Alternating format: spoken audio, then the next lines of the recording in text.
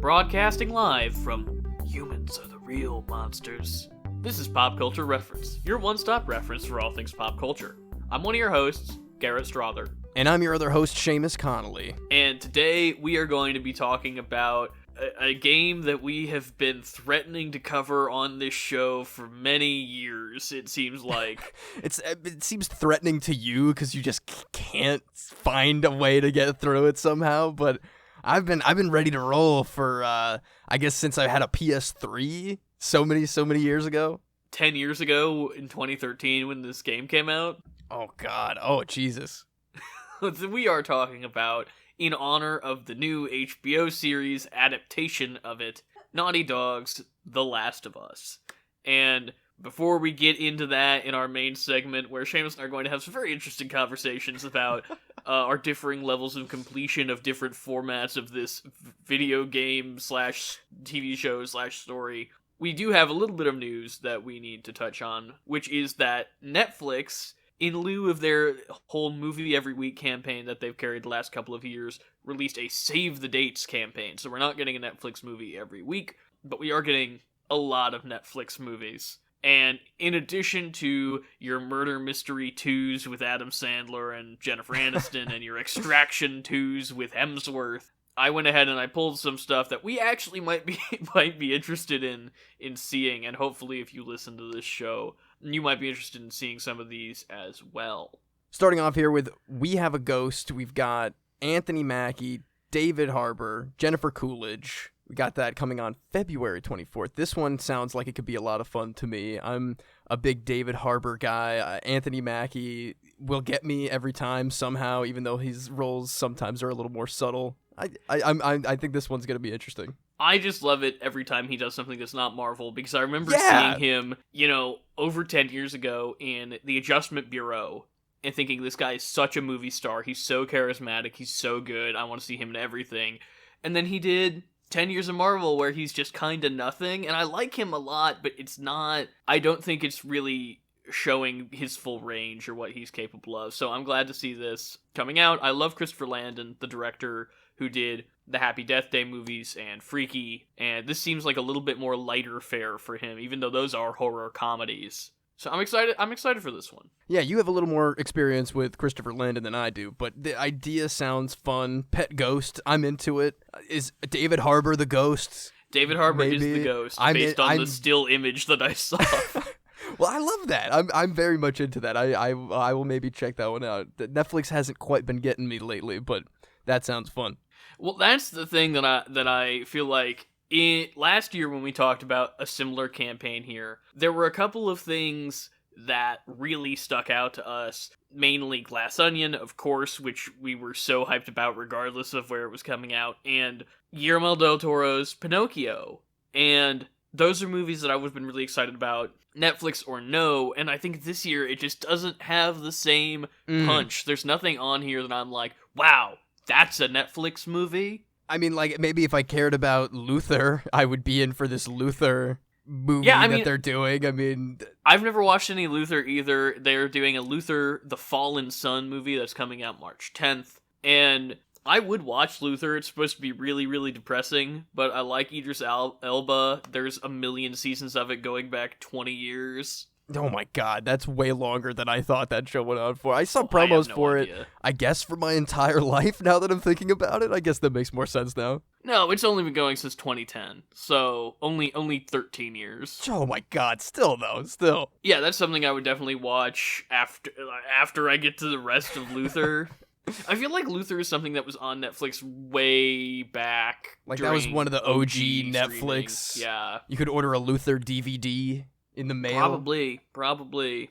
And then we hit a bunch of pieces that I think I'm more interested in because of just who's in them than I am necessarily in the premise. You've got The Cloned Tyrone, which is some kind of crime thriller coming out in June with John Boyega and Jamie Foxx. Damsel with Millie Bobby Brown coming out in October 13th, where it looks like she's just, fighting dragons with a big old sword with a ripped dress. Yeah, I bet she does that scream of hers that she always does. I bet she yeah. does that at least once. That looks interesting to me. It doesn't look like anything Enchanted hasn't already done, but And then Pain Hustlers with Emily Blunt and Chris Evans is some kind of, maybe pharmaceutical crime drama? I don't really know what's going on there, but that also looks interesting to me based on who is in it, coming out in October as well. And then Zack Snyder continues his ongoing relationship with Netflix with his new sci-fi epic Rebel Moon, which is, if I'm being honest, probably the thing I'm most excited for on this list. I mean, I can get behind that. I don't know. We really don't know much about Rebel Moon, but sounds fun. I like a sci-fi epic. I like Zack Snyder when he gets to just kind of run wild. It's entertainment at the very least, if it's not a incredible movie. So that'll be interesting. I don't really know if I can categorize when I do and do not like Zack Snyder, because I think I would say that I like Zack Snyder when he's not doing superhero stuff. Sure, but yeah. I like Snyder Cut, even though I don't like the rest of his superhero stuff. And Snyder Cut is an artifact, Garrett. You can't judge it against the other just whatever they're pulling out there. It's such a strange piece to view. But I also don't have that much interest in things like Sucker Punch or 300. I don't feel like I've never seen either of them. We almost talked ourselves into watching Sucker Punch recently. I come on, man. We were why is everything sounding kind of awesome when we read about it? But it's more of a curiosity than it is I'm actually interested in Zack Snyder's Rebel Moon in a way that I'm not actually interested in Sucker Punch. That is fair. But I mean, who knows, man? Maybe it's a cult classic. Maybe it's underground stuff. People misjudged it.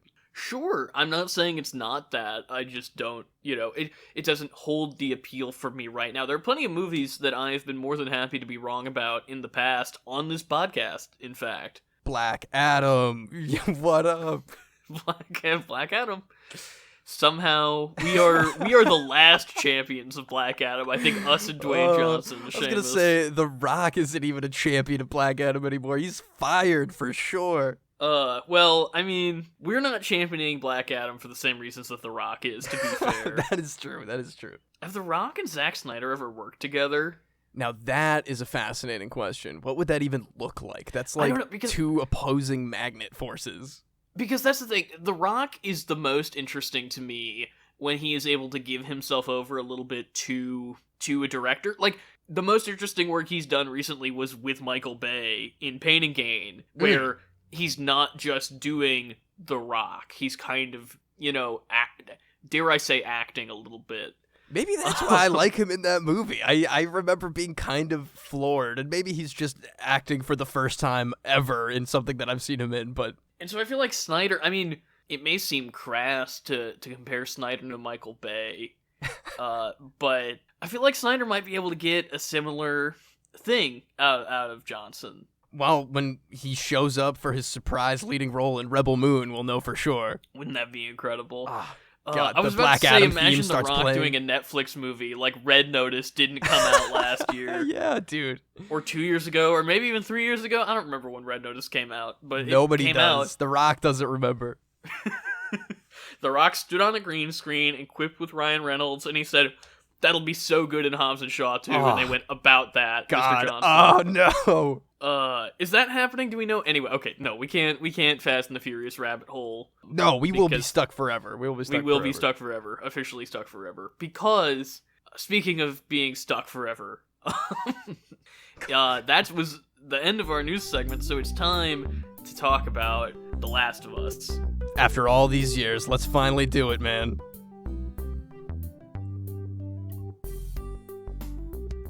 For today's main segment, we are talking about the original The Last of Us.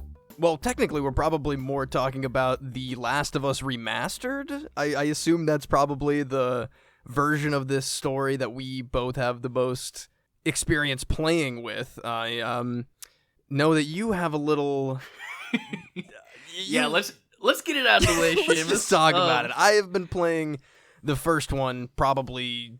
I definitely at least did it once on the PS3 original era. I've played it at least a few times on the PS4 to get ready for the second game. I've experienced the second game in its entirety as well. But I would love to know just where your finish line lies, Garrett. Where did you make it to? So, I mean, I can't get too far into it without spoilers, but I have played it. I think I started it 3 different times on the PlayStation 3. I got it for the PlayStation 3 when I got my PlayStation 3 in 2016. Classic. And, I definitely started it 3 different times then. And in prep for this show, many months ago, I started playing Last of Us Remastered on the PS5, like the PS4 version of the game on the PS5, which looks amazing. It's hard to believe it's an early gen PS4 game. And that's a remaster of a PS3 game, because I think it looks as good as some games that I've played that have come out in the last, 3 years. So... yeah, it looks fabulous to this day. I mean, even with all the endless screenshot comparisons to The Last of Us Part 1, the remake of it at this point, I think it really doesn't really need that Part 1 upgrade, as far as I know. I guess I never really played Part 1, but I visually, at least, and gameplay-wise, it didn't look like an upgrade was really necessary. Well, we'll talk more specifically about how far I made it once we get to spoilers. And for me, The Last of Us has always been a genuine struggle, because I am fully able to objectively recognize the quality of it as a game, as a work of art, as a piece of storytelling. I mean, the acting, the graphics are so in tandem, and it maintains much like the early Uncharted games, it maintains a authenticity in the performances while still being animated. It looks animated, and I think that, when you look at the comparisons to Part 1 that they've come out with, it looks like they've gone for way more realism, which I don't think is always best in gaming, and that seems to be the trend of late. It's just as realistic as we can go is better, and the less stylization we have. But Last of Us, despite all of the praises I can sing of its quality, is not a world or a game that engages me. It is bleak and sad, and not a place that I want to sink hours and hours of my time into, especially as an active participant. And I think the 2 times I tried to play it on the PS3 because it's one of the first games I tried to play when I got my PS3. Then, after I finished the Uncharted games, I was like, okay, I'm gonna go back and I'm gonna try it again. Because I did Uncharted, which is so similar in so many of its mechanics. That's too high for a boost, gotta go get a crate. And the shooting is so similar, and there's so much of it is so similar that I was like, okay, I'll go back. And the fundamental difference between Last of Us and Uncharted to me is that they're both these cinematic experiences, right? Where more than being a video game, although I will say The Last of Us's actual combat and gameplay is far more complex than Uncharted's. Oh, yeah, I'm sure I agree with that. But I think they're both chasing the same thing of, they're trying to put you in this cinematic story. The Last of Us feels like you're playing The Walking Dead. You really... and I know The Walking Dead already has a very acclaimed video game adaptation. But it feels like you're in that kind of world, and that you're a part of it, and Uncharted is the ultimate wish fulfillment fantasy of, I am the hero in an action movie, and I get to feel like I am really doing the things that Nathan Drake is doing. I'm hanging out the back of an airplane, I'm climbing on the side of the train, I'm jumping from truck to truck and shooting bad guys, and this is so exciting and exhilarating. And then Last of Us takes that format and puts me in a world that I don't want to be an active participant in. And so, as much as I can appreciate the story and the characters and all of the craft that has gone in to that game, it just does not leave me in a place where I want to return to it. I can understand that. It's truly the difference between hey man, we got time for one movie. Do you want to watch Raiders of the Lost Ark or The Road? It's one is going to really make you feel better probably, but it doesn't diminish the quality of the other, even though it's maybe the saddest thing you can try to wrap your head around in a semi-realistic post-apocalyptic sense. I mean, survival, it sounds like you are just straight up describing that survival horror games are really not for you, and I can understand that. And as somebody who really sinks into survival horror stuff a lot more, like, you know, Resident Evil, The Evil Within, things like that, you take a little bit of pride in how stressed and struggly it can get. It's like, oh, you have one bullet, literally, and you have to avoid a huge monster or whatever. It's really a different kind of puzzle solving than something that you are offered with Uncharted, which is more like, oh, you have 300 bullets left in this gun, you can switch it out for a completely different one just to, you know, for the fun of it, if you want this different thing going on. It's such a different animal to me. I don't necessarily love the world that they're in, but the struggle of that, you know, ammo scarcity, the crafting, which is one of the best parts of that first game, if I'm being honest. I love that crafting system. That's like an RPG element that, I mean, I know it's not an RPG, but like crafting and scrounging and stuff is not something that super interests me in any game, you know that. And I'm right there with you, but the way they do it in that first game, where it's like there are 4 ingredients and you can make 6 things with those 4 ingredients. It's not like an endless, like, you need 10 pieces of this, 5 pieces of this, go harvest wood, go find some scrap metal. It's just like, if you find it, you can make either a Molotov or a med kit, and that's as simple as it gets. I think that's one of my favorite things actually about this game. Yes. is the element of choice. Like, I mean, I'm not trying to go as far as to say, like, you and I were talking before the cast about Horizon and how I can't stand Horizon's crafting system, and it like ruins the game for me. We bring up Horizon like we bring up the Book of Boba Fett on this show. It's just like, do you need a bad example of something? Here you go. Which is a shame, because I like so many other elements of Horizon, I know, but the gameplay too. just really tanks it for me. Ugh. And I think there's really interesting elements of The Last of Us. I think it's just like, and going back to your comment about survival horror, there are survival horror games that I do like. Like, I like Alien Isolation a lot.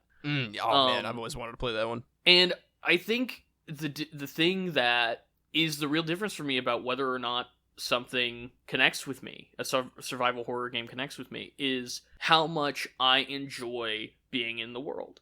And I like being in the world of Alien. It's such an interesting, complex, exciting world. That is hard to beat, though, in terms, like, compared to something like fully post-apocalyptic, which is usually hovering more around where survival horror games take place. But honestly, I think I would be more interested in the Resident Evil games than this, even though I've not really tried any of them so far. Because I think that it's a heightened enough world that I would be interested in it, because, and this is where I'm going to bring up, I have watched the first episode of The Last of Us show now. And I will say I am farther in the game than the first episode of The Last of Us show is.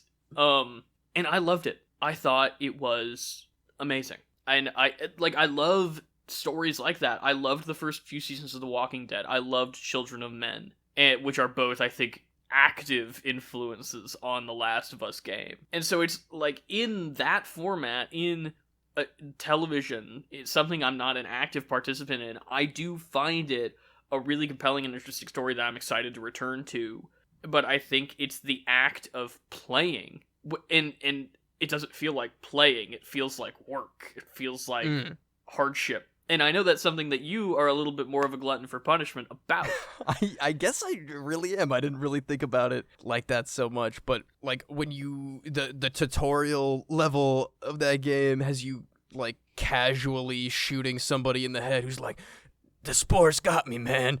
Just end it. Just end it. And it's like, this is how you learn how to shoot a gun in this game? That's super messed up. So, I will say this, though, Seamus. Even though I just could not. I gave it a good old college try. I really did, and I don't want people to think. So many college tries. I don't blame you. I don't want people to think that I am not committed enough to the show to play this or whatever. But I think, you and I talked about this a little bit at the tail end of the show last week, that it is interesting for us to come at it from these different perspectives. And this is gonna sound really dumb, but I will say, watching the show last night had me being a little bit like, okay, maybe I will go back and really try to chip away at the game some more. That is interesting. I mean, I do hope you one day do finally go full through it. Maybe even get to that sequel, God bless you. I mean, who knows? But it interests me, even though it shouldn't.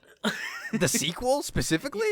Like, I just mean, like, if I don't like this one that much, why do it? If I got through, this man, one, in why terms would of I like, do number 2? But it- I am interested in it. I am interested in number 2. You're So gonna what does need that to, say about me? I don't know, man, because you're talking about how like the gameplay itself is bogging you down. It's like you're like, oh, it's like work. The sequel is like, oh, you want triple overtime, man? You want to work hard? That's putting in the real work right there. And I think it is. I think the thing that is luring to me is the story. I like Ellie. I like Joel. I like that world. In like an objective sense, in a watcher's sense, like watching the show. I was so excited watching the show. I was so engaged watching the show. But I think it's. Maybe I just need to watch a playthrough, but that seems... I don't know. I don't know. There's some kind of mental block I have against that for some reason. There is famously in the Last of Us games, and in many more modern Naughty Dog games, they have those... They have the little cheat menu, man. Just tick on the like, you can get the extra accessibility options to play in the favor of, like, you want to basically just walk through this game and see how pretty the trees look in the remaster on a PS5 and not worry about just getting absolutely decimated by clickers. Like, you could do that if you want. Yeah. I should. There's no shame in that, man. I know some people would be like, that's lame. You gotta pick up one bullet at a time. Like you and I talked about with BioShock, I've already been playing it on easy just to kind of waltz through it as much as I can. But I think, I think if I could truly just brute force my way through it, it might be a little bit more enjoyable to me, which is so silly because I like stealth in games. I like whatever in games, but again, it's just in this world, it doesn't resonate the same way for me. And that is totally fine. I'm happy that the show has you excited, and even if that is only like an idea of like, oh, maybe one day I'll go back and give it another shot for real, like force myself to get through it. I mean, in my personal opinion, I think that game really gets its hooks into you towards the midway point, and the season changes really have a bigger effect as you go and all of that. So even if that's just a little bit of an inkling from watching the first episode of the show, I think that's good. And you can take your time, do easy mode, do whatever. Hell, just watch a playthrough even if you can get it in 4K on your big nice TV. It'll be fine, I think. But eventually, I know you will. You'll grit your teeth and you'll get through it, I think, because they're not gonna stop making them for a little bit. I think we're getting a couple more sequels as we go. But I think let's digress from my personal relationship with this game to talk about some more of the specifics, I think. Because I think that, like, stealth mechanics in this, again, just talking about it objectively, are really interesting and engaging, and I like even the difference between if you want to pick up a brick or a bottle, and what, there seems to be a slight difference between those two things. And I think that's cool. That the bottle seems to attract more. I don't know this for sure, but in my experience, it seems like the bottle seems to make more sound when it breaks, and so like the zombies, the clickers, whatever, are more attracted to it, as opposed to like a brick seems to like stun them more. Yeah, I think that's what I've noticed too, and I think that subtlety is wonderfully done. Well, I already brought up how the crafting is like, because often crafting, boo, tomato, get it out of here. I don't care for it if it gets pretty much more than what we have in The Last of Us. You've got a core set of ingredients, and those same ingredients make different things depending on how many and what you want to use. There's a repair your melee weapon option as a little extra something. I think it's great. You need a little bit of health, make a health kit. You need a Molotov, which is very often you make a Molotov. But other than, I mean, the pills upgrade thing, like the stats upgrade, is a little slower than I'd like. That's another part of that insanely slow burn that this game goes through. I'm almost to the point that I could get some extra health. Like, I need 5 more pills. It really makes you limp along. And I know that's a big part of this game, is like you have half a clip of ammo at any given time and way more enemies than you can deal with that ammo. They're making you struggle like you are the characters in a specific way. That's how this works. But I think there's weirdly something very like Hitman-esque to really? A lot of the missions in this game, where they have presented to you this massive area that you have to navigate with very minimal resources, and if you go too outwardly violent or publicly violent, you are just going to get swarmed and die. Yeah, And that's pretty much how it goes.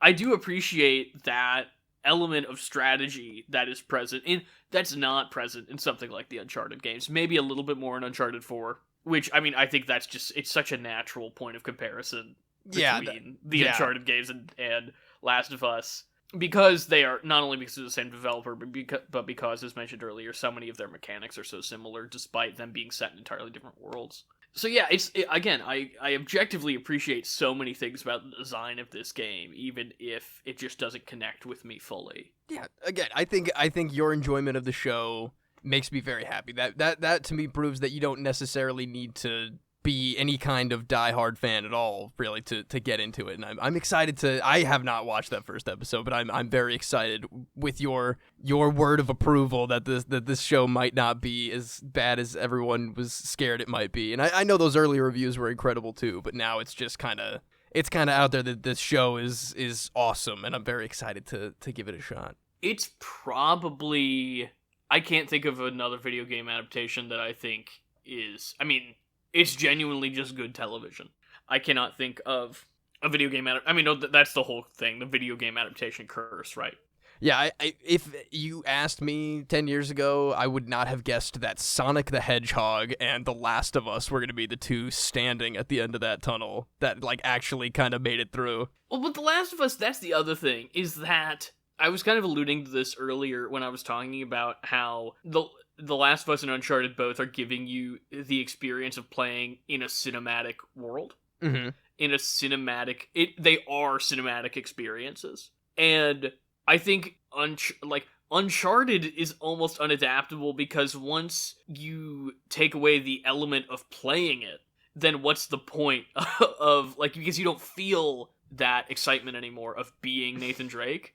Like, you might as well be watching a Mission Impossible or an Indiana Jones, where... I really was just thinking, like, man, I hope they never adapt Uncharted live action. Just fully forgetting insane. I was just recently watching my roommate Fritz play Uncharted 4, and, I mean, that's a good movie, you know? Hell yeah, it is, dude.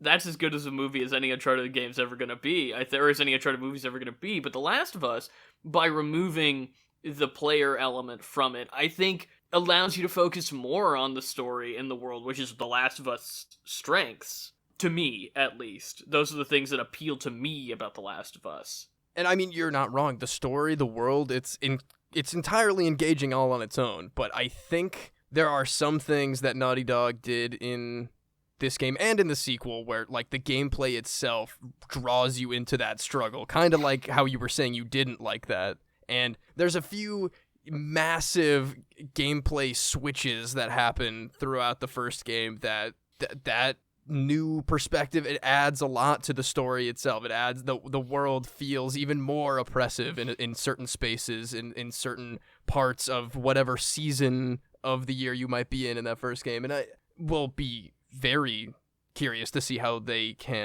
if they can express that in a way that matches that feeling from the game in the show. But again, I think that having the control of the characters when things are happening in those, at least in those specific switch up moments, I think are important for how the story feels between the characters themselves. I would like to have you be able to elaborate a little bit more on that, I think. And I think it's time to jump into spoilers probably anyway for us. So, I mean, I feel like I've made my thoughts pretty clear on this game already. Yes, I don't even think I need to really wrap up before we jump in. But no, let's get into it. Let's spoiler threshold here. I'm sure you know more about this game than you have played, and that's what I was about to say to you is, despite the fact that I'm excited to watch the show and do not hold back your spoiler thoughts for my sake. Like, we are going spoilers for the full game. I know some stuff. I even know some stuff from 2 that we won't spoil. Yeah, probably a good idea. No, that's a good idea. There's some stuff that when they do season 2 of the show and it's exactly, that's what my thought was as well, because I think I like the show enough that I don't want to cover it week to week, but because I want to continue to enjoy the show. Yeah. Less obligation. But I do think that at the end of the season, we should come back and revisit the full season and talk about it. Absolutely. I'm in for that. I'm very excited to jump into this show. So yes, please don't hold back anything on my account is basically all I'm going to say about that. So please hit me with your spoiler thoughts, elaborate on what you were about to say. Well, what I was alluding to there is that famously in the winter season portion of the first game, Joel gets a pretty bad boo-boo, and you get to take over Ellie as the playable character for a good portion of the game. And there's a lot of interesting feelings between those characters up till that point between each other, but like this is a very hardened, really dark, really not grindy, but it's the biggest struggle that you can feel in that game at that moment, and that perspective switch and the perspective of like controlling the character that you've been standing side by side with, who hasn't been really helping you that much for the whole game, getting that perspective while the story seems to change focus entirely for a huge portion of the game, I think was very important in the gameplay part of that first game. But I can see I'm sure they will have an interesting plan to take over that season, the season of the year in the show for this first season here. I mean, granted, I don't know how far the first season is going to go into the story. Maybe they'll get a couple seasons out of the lore of the first game, but I don't know, that part specifically, and I can nearly guarantee that you never got your hands on never played the DLC story of the first game at all. I mean, it's in this is actually a question I should pose to you. It's in the remaster, right? Like, so it's not even like DLC for me. It's just like I can play it. Oh, I thought you still had to access it from the main menu. Yeah, but it's like I can't separate, play but it. yeah. It's in the game that I already have downloaded on my PlayStation. So is that worth me checking out? / is it worth something I should do or could do before I finish the main game? It's something that I think you have already heard her talk about briefly. Yeah. And that's really all you need to know about it. It's basically just that little. It's the backstory of her bite. It is how she gets bitten, basically, and so her I friend. Should, yeah, and I'll watch that. Then. Yeah, it's very short. I'll play that. I'll play that. See, you see where my mind is. yeah. You're already. I'm sure there'll be an episode that's just that DLC, right? I mean, that's probably gonna fit in there. And I think that's something I'm interested in because I don't know a lot about that DLC, as opposed to like I know about the perspective switch in the game, even though I haven't gotten to that yet as a player. So I think I am interested. I'll go back and I'll hit the DLC probably like quickly. Then it's super short. You could get it done in no time at all, and it's mostly like conversations between the characters, if I remember it correct. It's like a lot of. That's the other thing is that I figured it probably wasn't super combat heavy, which is appealing to me. Oh yeah, it's great. There's like plenty of still like interesting little. You know how Naughty Dog likes to put in like a little mini game button thing here and there for just fitting into the lore and the story going on around it. There's plenty of that in there. Anyway, you continue on what you were saying. No, I was just talking about how the perspectives of those specific parts of the game I think are important, and I'm sure.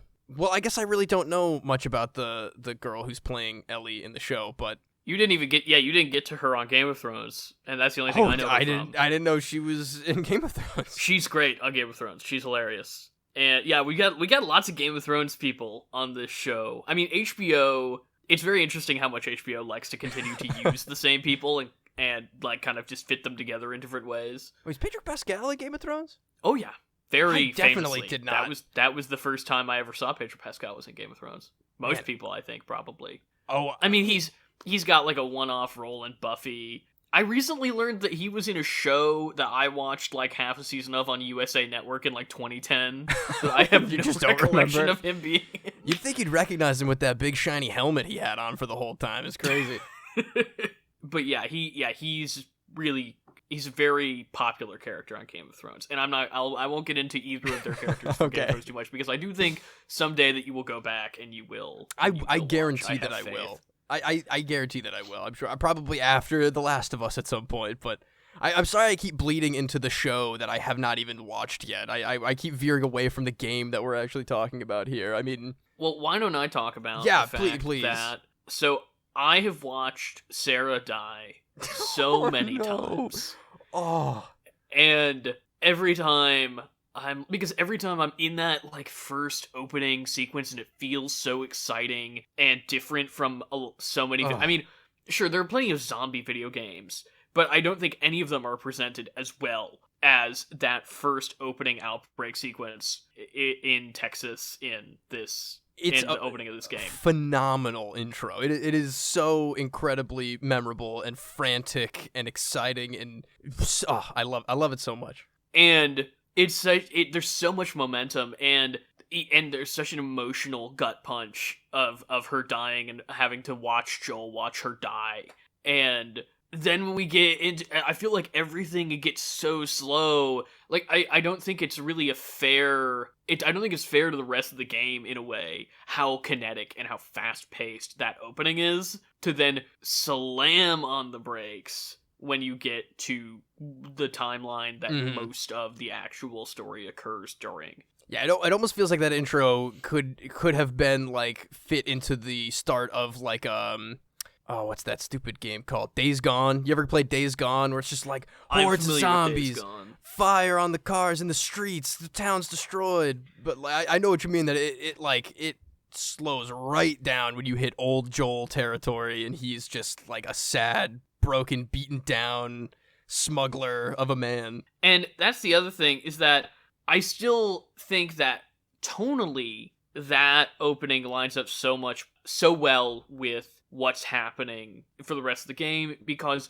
it, unlike most zombie media, including I think The Walking Dead, does not revel in the gore or the violence of it. Like, it does not linger or focus on the people who are being killed, or like the zombie, what they actually do to the people who get got. And I think that restraint and that decision not to glorify and that element of zombie lore, even though it's not, I mean, they're not zombies, whatever, they're zombies. Oh, fine.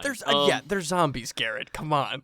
But I think it would feel tonally off in most other games. If you put it in a Days Gone, or a Dead Rising, or a Walking Dead even, I don't think it would be as effective, because I think they would lean too much into the gore, gross, scary factor of it, as opposed to just like, you gotta keep your daughter safe. And that's what this is about. Exactly. That's why that intro is so effective too. It's like, you are Joel, and all of your attention is on your daughter. You don't have time to revel in the gore and the violence. You don't have time to see what happens if you wait around and watch the zombies climb through the chain link fence that they're breaking, or anything else. It's a very mad dash that it's so frantic that you yourself are so already invested in taking care of this girl that they could have very well like driven past that family, and it's like, Daddy, are we gonna stop and help them? And it's like, we watch them get torn apart or whatever. Exactly. But they keep cruising. They keep it. Yeah, you get it. We're on the same page here.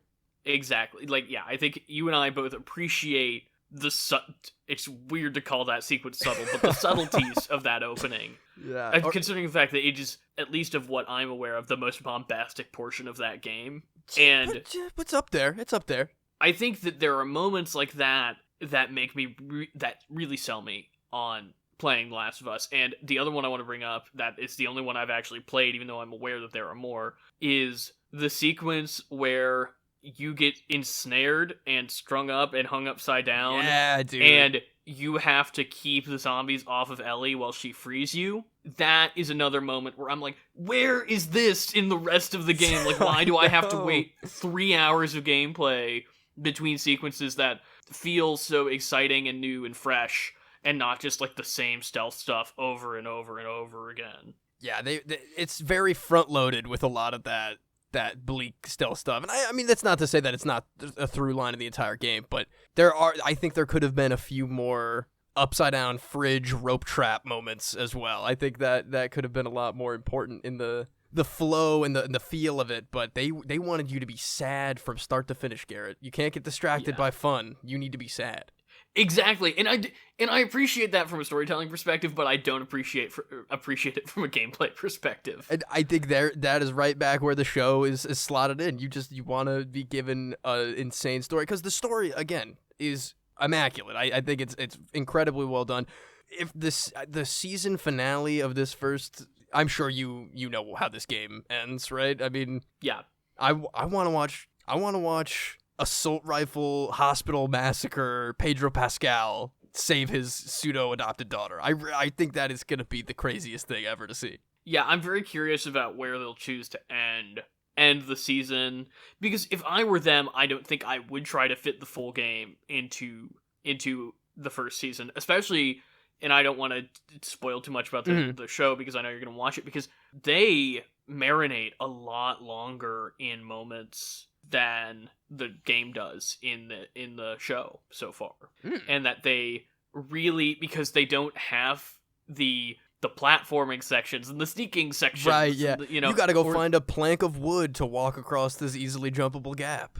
So they are able to fill that up with a lot more depth of character and a lot more internal politicking of what the world is like. And because this is brilliance of the adaptation. The first episode ends where the first episode of a show adaptation of Last of Us should end, but if they had only one-to-one adapted the character scenes, that would have been 20 minutes of show. Yeah, I guess so. That's true. I don't know. I don't want to tell you everything that happens because I just want you to, like. I think I have a decent idea of what you're saying there, and I like it. I want you to have your experience that I had with it. But speaking of where things end, the farthest I've gotten into the game, because the most recent playthrough that I was trying to do for the podcast is the farthest I've ever gotten, and I only just now we crashed the car and had our fight with the bandits and are making our way somewhere, and that's where I stopped. Have you hit a season change? Nope, not even. My God, man, there's 4 of them. I know. There's a lot. There's a lot of stuff going on here. I would venture that probably I'm close to 1, because just from what I know of like storytelling structure, you know. Yeah, I think if I am remembering where you are, I think you're getting close to a little bit of a break there. And maybe that'll be my moment. Is I'm gonna try to get to a season change, and if the new season doesn't grip me, then I'll step back from it. The way they do the season changes with a fairly significant, not like huge or anything, but a significant time jump between the seasons, and the evolution of the off-screen character development with Joel and Ellie together. I think it gets more gripping every season, and I think that is something that might drive you further with that game as well. Yeah, definitely. So I will keep chipping along. Maybe I'll definitely update when we get to the season finale of this game or this show. Good. That will be. I mean, I'll update you personally, but we'll check in for the audience's sake, for the listeners' sake. Then. And I might. I think The Last of Us Part 1, the remake, is on the game trials page of PS Plus. I think that, if not just to give it a shot to see if I can feel any difference at all, I think that would be interesting to check out. I would definitely be interested in trying it. It's just that... Dude, if you would play the first part of it and you would be an expert on what's different. You restarted the original so many times. No kidding. Yeah, honestly. It's genuinely insane to me how many times I started this game. And it's like you're doing it to yourself on purpose. That is such a depressing, maybe the saddest intro of any game I have ever played. But I'd have to really think about that. But pre-opening credits, it's rough. It is. It's really rough. And what else you got to say, Seamus? That's the thing. You really have to be the one to steer this conversation. Yeah, to fully umbrella it, because I just don't have enough experience with it, and we've had interesting conversations about why that is and where I'm coming from, but I want to make sure that we're still delivering, despite that, a satisfying, complete Last of Us episode. Well, I would say the very ending of this game, I think, is maybe as big of a gut punch as any other part of the game, even the intro, but I know you haven't finished it. You're aware of the conversation at the end of the game between Joel and Ellie? I'm aware of many conversations between Joel and Ellie, and I'm not necessarily aware of where they fall. So please enlighten me. The conversation where he fully lies to her and says that there was nothing that they could do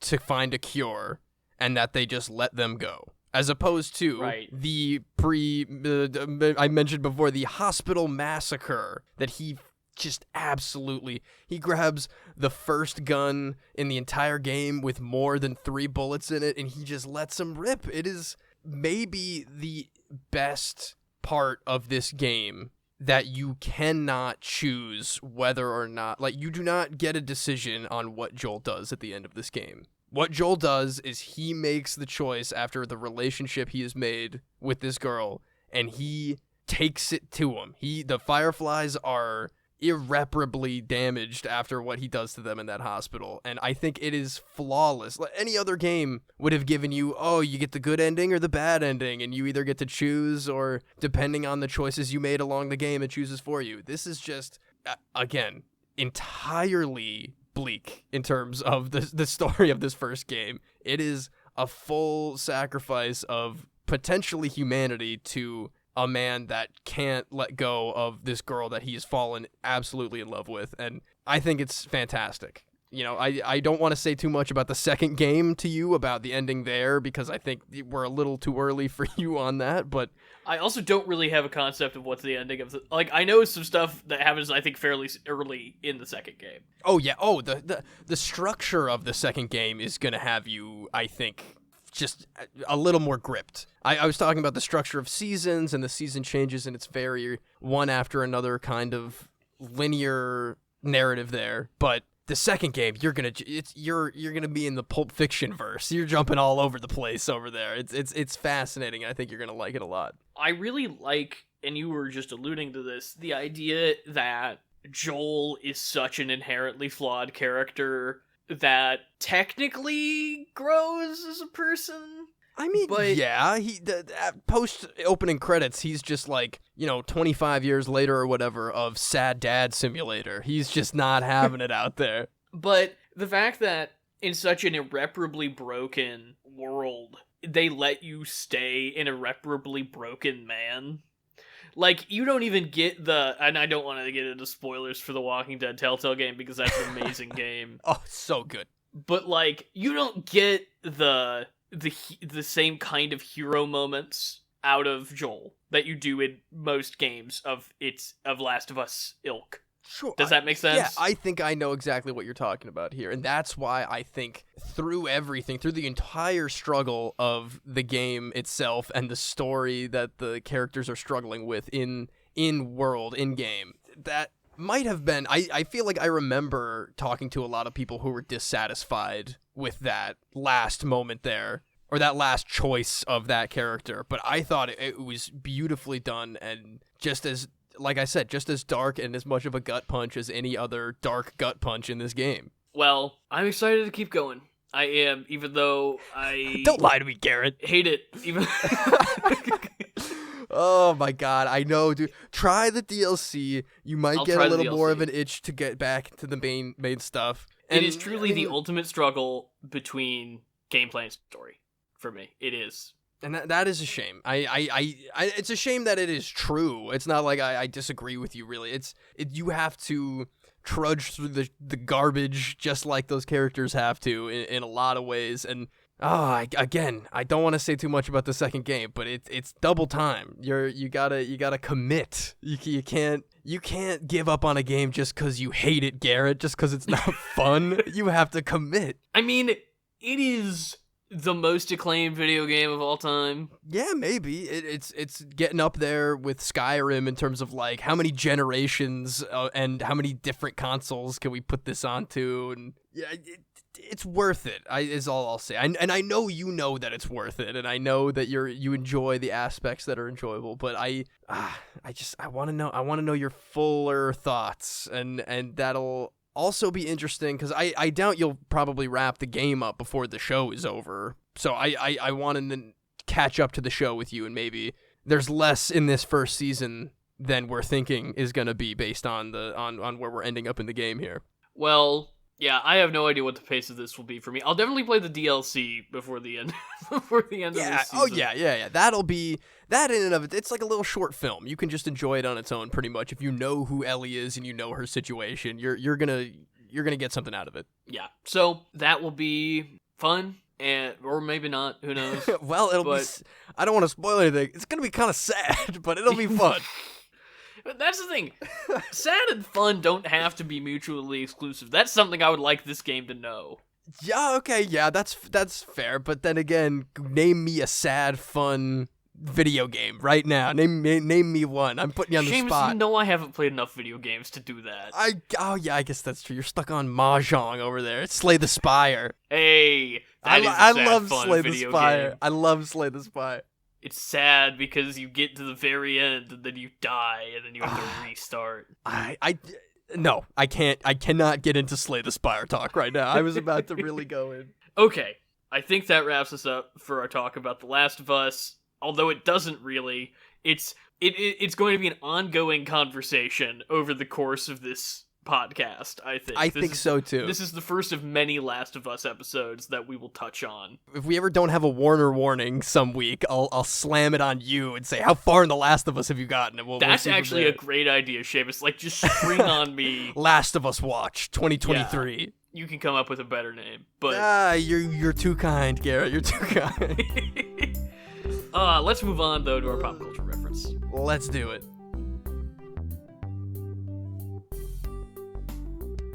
For today's pop culture reference, we're going to be talking about Troy Baker's prolific gaming career.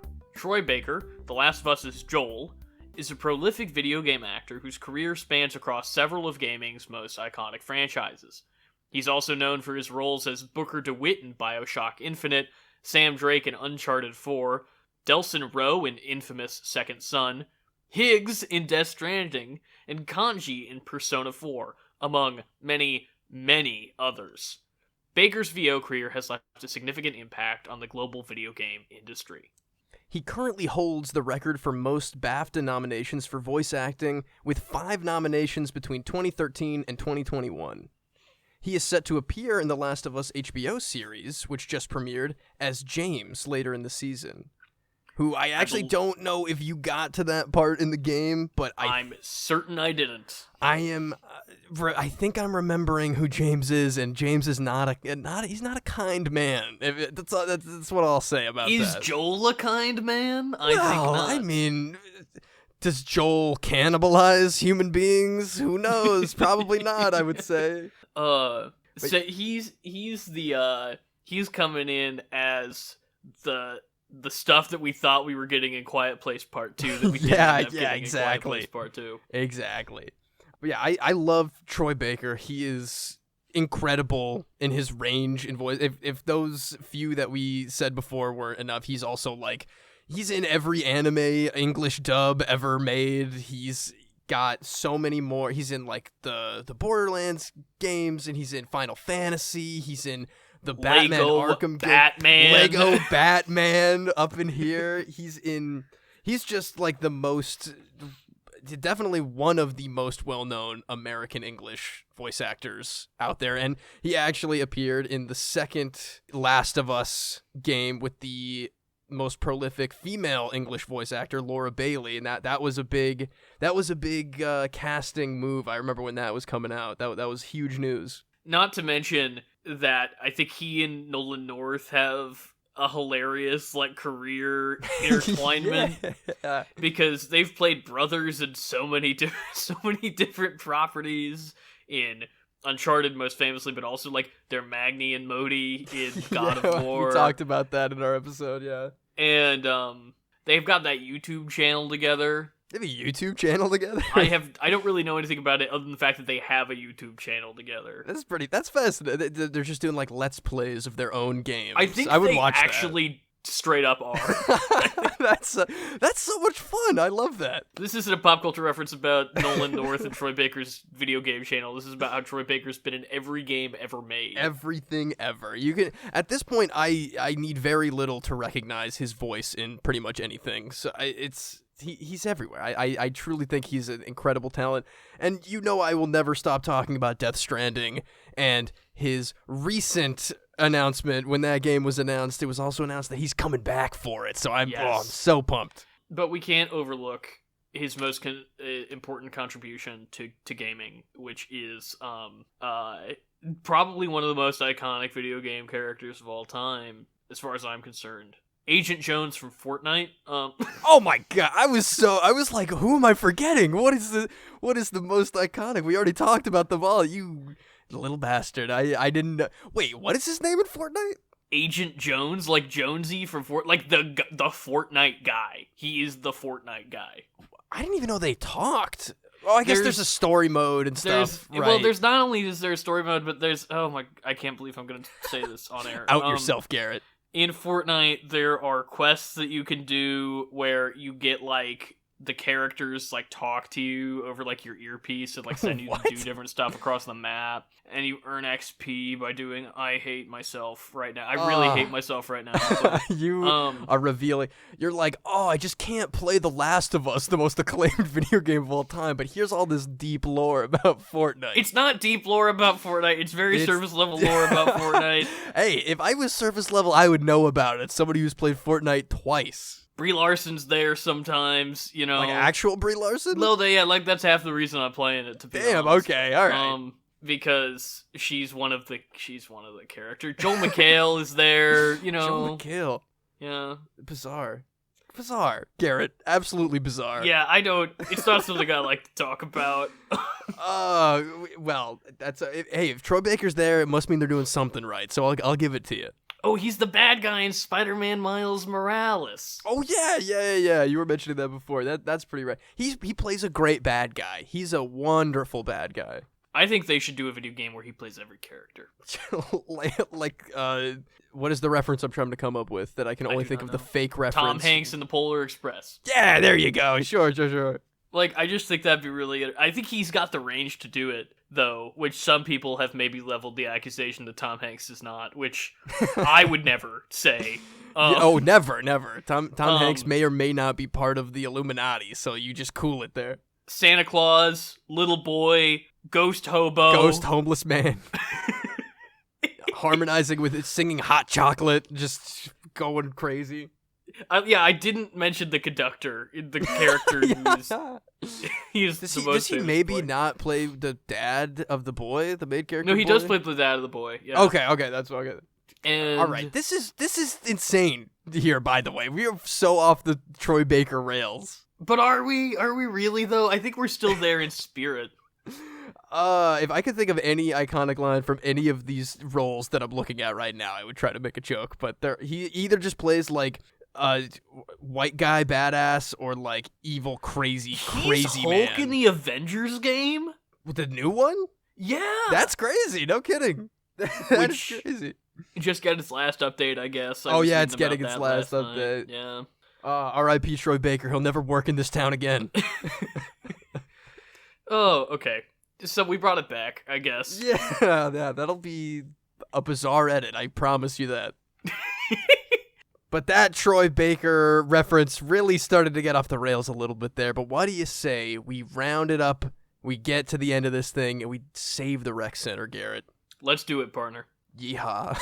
I hoped you would say yeehaw. I literally thought, Seamus, say yeehaw, and then you did it. We are connected brains.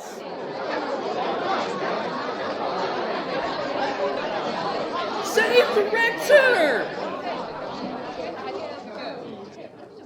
Now it's time to Save the Rec Center, where we bring you our weekly recommendations. Seamus, I know you have an embarrassment of riches of rec centers ready to go, so hit us with your first of many consecutive weeks of rec centers. Yes. I have had the absolute pleasure of listening to Mac DeMarco's brand new album, 5 Easy Hotdogs, and it is. I think it's lovely. I think a lot of people are a little on the fence about it. It is a completely instrumental Mac DeMarco album. It teeters more on the side of like lo-fi background with a Mac DeMarco twist, but I'm kind of all about that. You know me, Garrett. That is I do know that. My two music genres are Mac DeMarco and lo-fi hip-hop beats to study/relax to. So this was a solid entry in the Mac DeMarco discography for me. He did this long, introspective, like 7,000-mile solo road trip to record this album, like all by himself, just all the way across Canada and the United States. And what came out of it was honestly really, really solid. I think you could put it on in the background. You could put it on to listen to very specifically. I think I need to listen to it a couple more times because it gets very...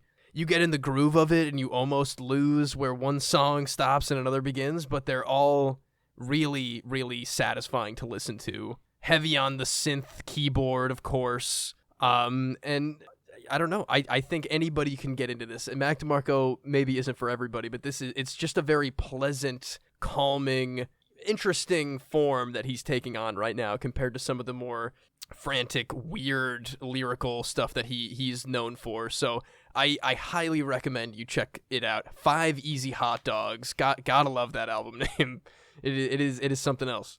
I'd check that out, definitely. Yeah, you've sold me, Seamus. Yeah, all right. Another one for the books. I'm sure he'll come out with a Record Store Day demos version of this, even though I don't know how you do demos of an album that is like mostly demos sounding things. All right, you and I'll go stand out at 3 a.m. It's right outside your apartment, the record store. Yeah. So don't dox me, Garrett. You're doxing my location. Yeah, there's only one record store in Milwaukee, so North Avenue.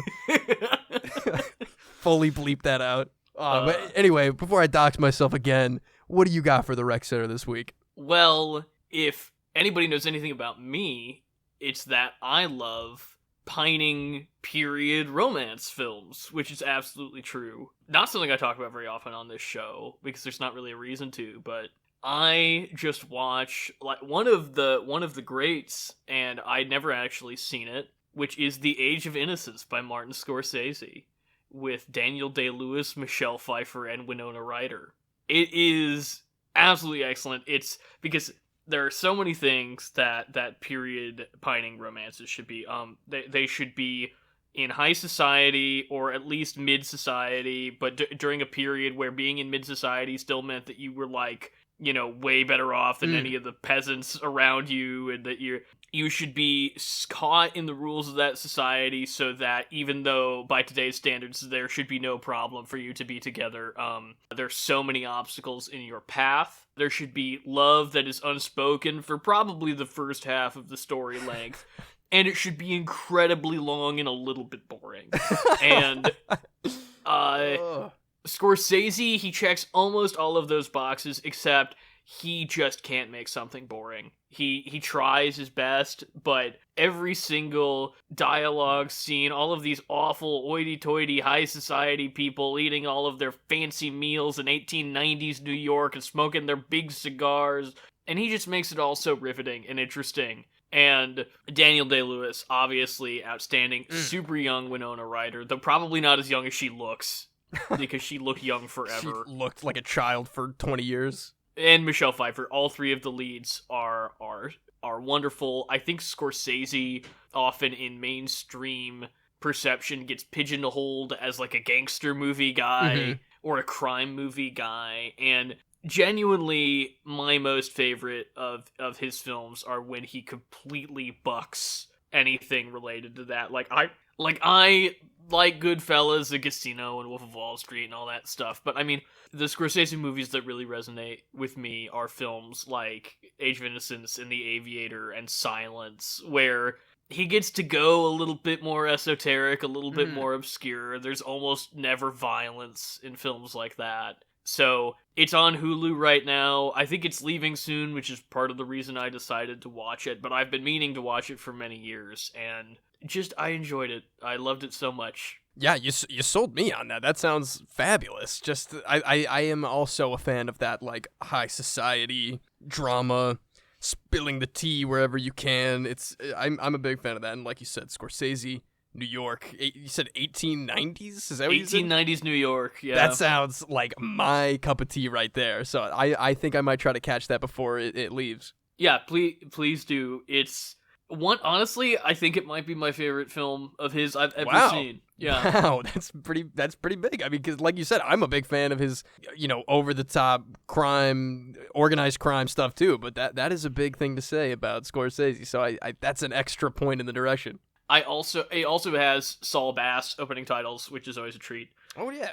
And I mean, a lot of Scorsese movies do. Casino, very famously, has those gorgeous Saul Bass opening titles. But I also think he invokes so much old cinema, almost like silent era imagery, which is really effective. Like, he does spotlights on stuff. Like, he literally has like the black come in on the sides with a circle in the middle of the screen, like fun. Highlighting something. It's really fun just to see him play in that sandbox in that world. Yeah, dude, you've sold me. I am in. That sounds like a really interesting piece to watch. Well, I think that wraps us up for this week's meandering, bizarre episode of Pop Culture Reference, where we mostly talked about the game that we were supposed to talk about. If you want to reach the show, you can find us on TikTok, Twitter, and Instagram at PCR_podcast. Email us at popculturereferencepod@gmail.com. Engage with the show in any way you can. Please comment below and tell me how I'm an idiot for not finishing The Last of Us after playing it 15 times. And please come back next week and join us as we cover a film that we have been talking about covering for months, was on our schedule, then its American release got pushed, and then Seamus got, his death. And came back from death, now we're here. And we will finally be talking about, highly anticipated for both of us, the Martin McDonagh, Brendan Gleeson, Colin Farrell film, The Banshees of Inisherin. And I'm really excited. I'm really excited to talk about this one with you, Seamus. Yeah, me too. I'm even more excited that we finally pretty much nailed down how to say that name of the movie too. That's fantastic, and I'm absolutely ecstatic to get back there and see those boys again on screen. So I will see you next week then. Adios, amigos.